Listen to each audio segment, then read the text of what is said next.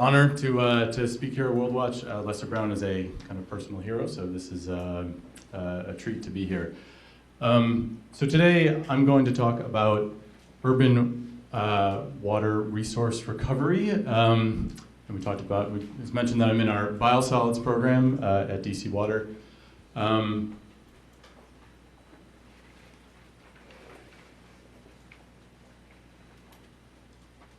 But if those euphemisms aren't really striking home with you, and you don't really see how they relate to sunflowers and squashes and trees, this is what we're talking about here today. It's one of the most basic human needs, but something that's not quite as sexy as buildings and transportation and energy systems, or even drinking water that gets talked about quite a bit. So it's kind of a, we don't like to talk about it a lot, but let's talk about it for the next 15 minutes and see where we go.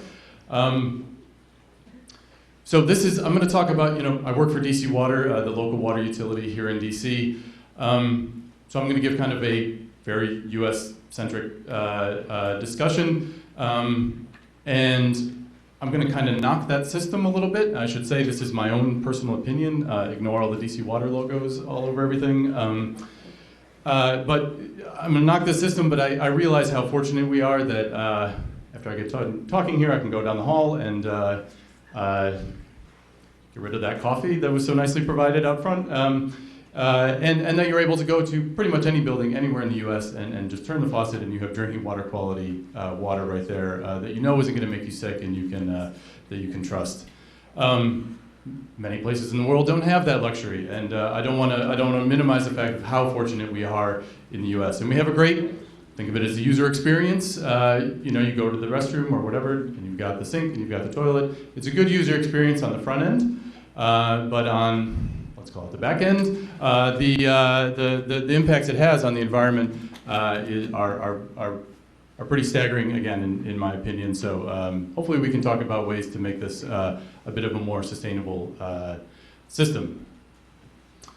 So I'm going to talk a little bit about, I'm calling it our dumb system that we have here in the US. If you think about it, all the water that's coming into this building and almost every building in the US and in many parts of the world is all treated to drinking water quality standard. There's one pipe that comes into this building, and it is up to a drinking water quality standard. The amount, particularly in a building like this, that's actually going to be used for drinking is minuscule compared with the amount that's going to be used for just washing your hands, or if there was laundry on site, or for irrigation, landscaping, all of these things.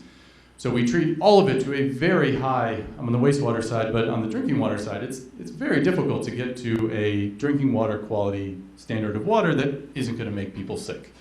And yet we're doing that for 100%, even though it's maybe 10% in an average household that would need to have it up to that level of treatment.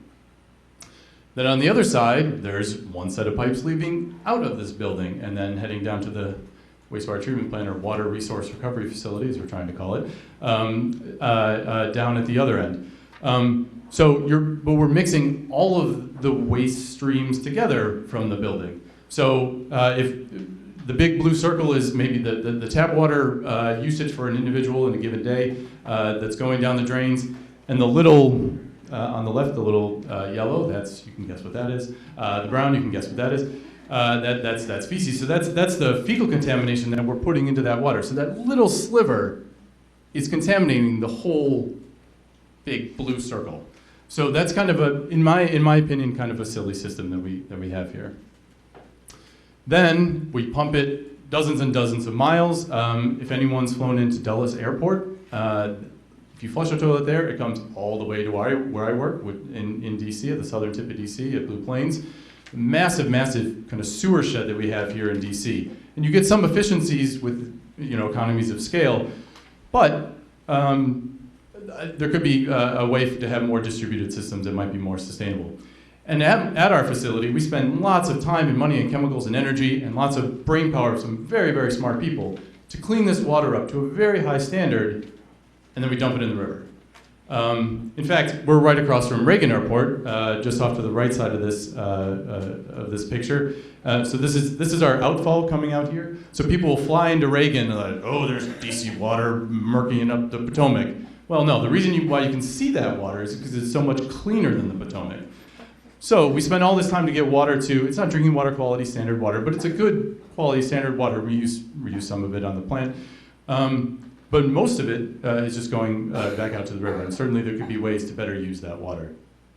So how did we get here? It wasn't dumb people that put this system into place, and it's not dumb people, I hope, being one of them, that's kind of propagating the system now and working within it. But the way my opinion of how we got here is that we thought we had cheap energy for a long, long time. We had cheap energy because it was having massive environmental consequences. We're now seeing that it does have massive environmental consequences and climate change and all of these things, so we don't have a limitless supply of cheap energy by a true cost. We also thought we had infinite supplies of fresh water. We're seeing that that's definitely not the case. It's most stark in arid regions of the Southwest. In California right now, they're going through a massive drought. Many parts all around the world know that fresh water is not something you should take for granted. And we thought we had infinite sinks for pollutants. We thought we could just, you look at a river, oh my God, how could we ever, the solution to pollution is dilution. We thought, how could you ever pollute this massive river with this torrential flow? Well, you can, and when your rivers start lighting on fire, you have a problem. So we've seen that all these things are not really, that's kind of how we got here. Kind of these not seeing the system as it totally is. So using the analogy of leapfrogging, like people commonly hear in development, if you're going into a new area in say a developing country, you're not going to lay down a bunch of landline phones. You're going to jump right to say cellular phones. Same idea. Again, this is my opinion. I think there's a great opportunity in developing communities, also in rapidly urbanizing places in the U.S., new urban centers. To kind of get it right the first time, so that you can be having water fit for purpose being delivered to buildings and to irrigation and things like that. So it's not all drinking water quality standard water. So that maybe you're segregating out the human waste and maybe even separating urine and feces. Various things we could talk about, but smarter ways to deal with this system. And then reusing that water. When you do treat it, using it for, hopefully locally, for other purposes. So for our case, we're not just dumping it into the river. So now I'm going to talk a little bit about more what we're doing at DC Water that I think are some sustainable initiatives that attracted me to work there and that I'm very proud that we're doing. So we treat about 16.2 cubic meters per second of flow. No one in this room has any idea what that looks like, but if you, and you shouldn't, but that's that's enough to fill RFK Stadium every day with flow, like a football stadium, just a standard football stadium. You'd fill that space with flow, and that's coming to us 24/7. You guys never stop contributing to the system, so we never stop treating it. And we are the largest advanced wastewater treatment plant or water resource recovery facility in the world. And we are trying to change that name. Words can kind of come off as wishy-washy sometimes, but I think it's very important. I'm very happy I'm not the sludge manager at DC Water, but I'm the biosolids manager. And I would like that I go to a water resource recovery facility and not a wastewater treatment plant. When you have waste right in the name of what you're doing, I don't know, it's reflecting the wrong mindset. So one of the things we're doing, maybe you read about this in the Washington Post, but we just spent $470 million.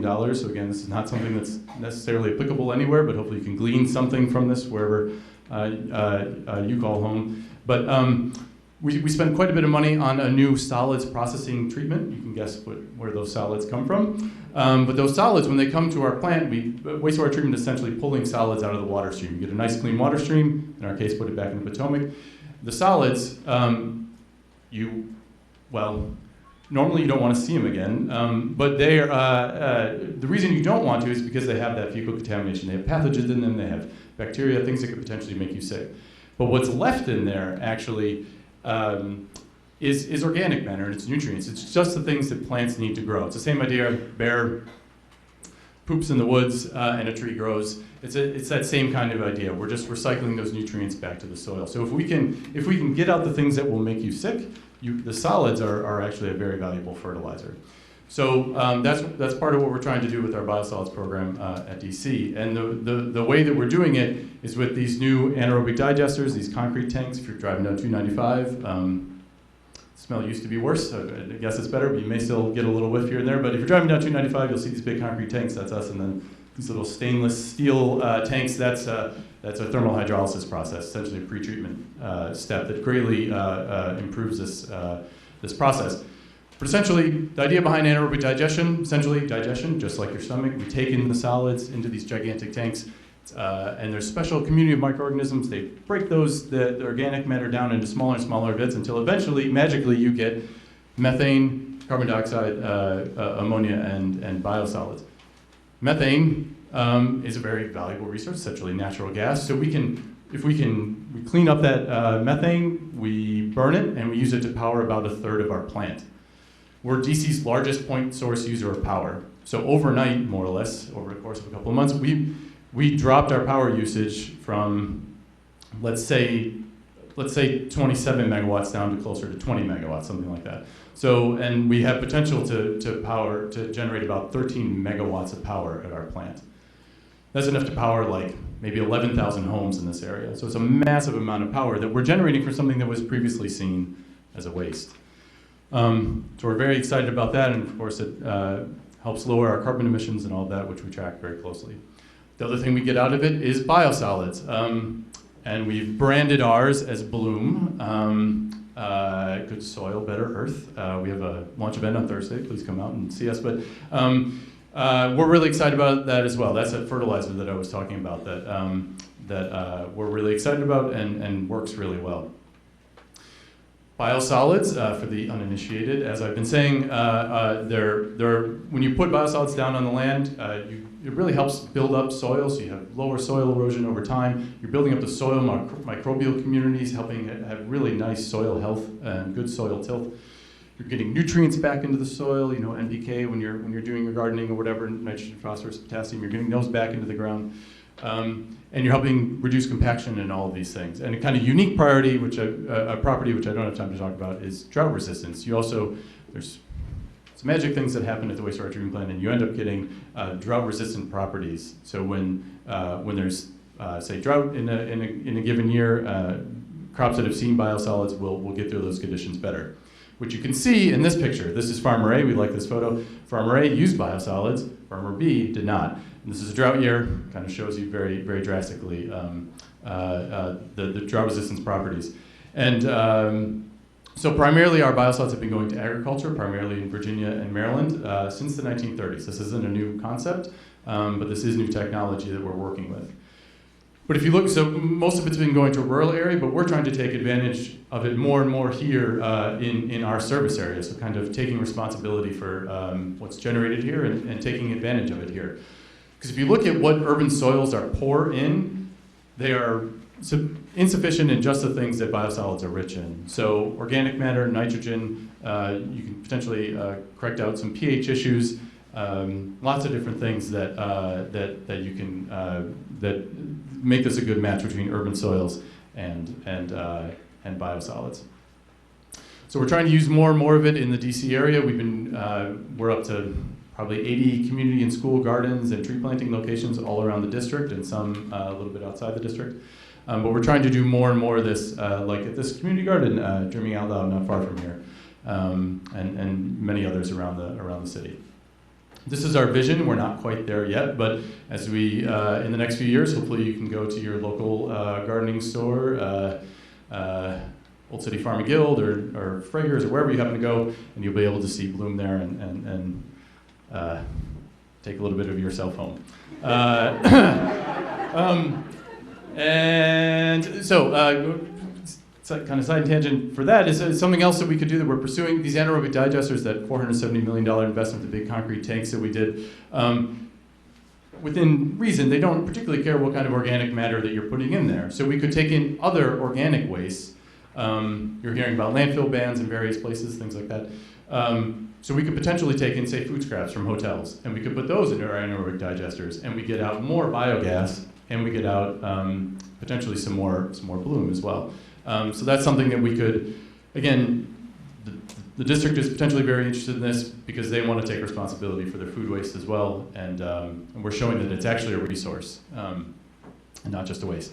There was talk about green infrastructure as well. We're doing quite a bit of green infrastructure here in DC for reasons I can talk about, but we're going to spend a massive amount and watch very closely how it works for doing things like green roofs and for bioswales and bioretention mixes and green alleys and pervious pavers and tree plantings and all of these things that help.